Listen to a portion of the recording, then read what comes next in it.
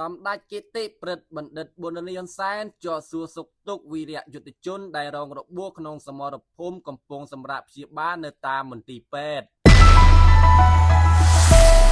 Đòi cái đây có đốc đua rùm chùa chất an nật à xô nâng cái đây bà ròm tiếng tháng ngày tiếng dốt nơi rò xịa tháng ngày tí đập ram khai thnu bà sờ mình ní. Some đại kết tế bật bẩn đật bồn đơn yon sen pro tiên cả các bạn cỏ hòm Campuchia ban anh chơi cho xua sục tục nâng nòm dọc ẩm nói mưu rực thóa. Chun đau vì rạ dụ tự chôn cà pìa bồ rà nạ phiệp thực đây đại rong rộng buộc nông sầm mò rập hôm cầm pông sầm rạp xịa ba nơi tam mình tì pet nông rịch tì Phnom Penh. Some đại kết tế bật bẩn đật bồn đơn yon sen tay tại mình cái đây bà rõm khoa khoai cụm nhật tí đòi mình trùm lòng nụ lái trong pua sục tục rộng bọc bong ôn vì rạ dụ tự chôn nâng crom cửa xa prom tàng bịch chì chôn rong cửa nâng nghi rong cửa bóng phót đại cầm pông chuaប្រទេសនៅទុកលំបាកព្រោះថាទុកលំបាករបស់បងប្អូនប្រជាជនទាំងអស់គឺជាទុកលំបាកផ្ទាល់របស់សម្ដេចគតិប្រិទ្ធបណ្ឌិតប៊ុនរនីហ៊ុនសែនក៏ដូចជាថ្នាក់ដឹកនាំគ្រប់លំដាប់ថ្នាក់ស្ថិតក្នុងក្តីក្តរក្តុកក្តួលនេះសម្ដេចគតិប្រិទ្ធបណ្ឌិតបាននាំយកព្រះរាជបណ្ដាំផ្ញើសួរសុខទុក្ខក្តី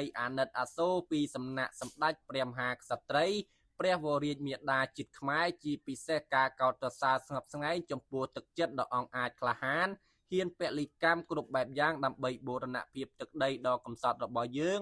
និងសូមជូនពរដល់វីរយុទ្ធជនគ្រប់រូបសូមបានឆាប់ជាសះស្បើយឡើងវិញវីរជនទាំងអស់និងក្រុមគ្រួសារមានក្តីរំភើបឥតឧបមានិងបានថ្លែងអំណរគុណយ៉ាងជ្រាលជ្រៅបំផុតចំពោះសម្ដេចគតិប្រិទ្ធបណ្ឌិតប៊ុនរនីហ៊ុនសែនដែលជាមាតាមនុស្សធម៌តែងតែគិតគូរពីសុខទុក្ខលើកទឹកចិត្តនិងផ្ដល់ក្តីសង្ឃឹមដ៏ធំធេងដល់ប្រជាជនគ្រប់រូប